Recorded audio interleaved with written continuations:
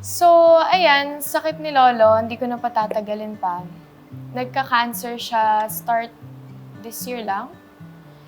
Oo, and I felt guilty kasi before akong pumasok sa house, nakita ko siya, tas randomly niyakap niya ako.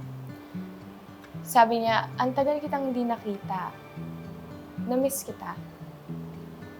Tapos, wala lang kasi parang nung niyakap niya ako nun, nawala yung tampo ko sa kanya. And then sabi ko, okay, bumalik siya eh. Parang love ko pala yung lolo ko. And ngayon, isa talaga siya sa natatakot ako na what if habang nandito ako may mangyari sa kanya? Diba?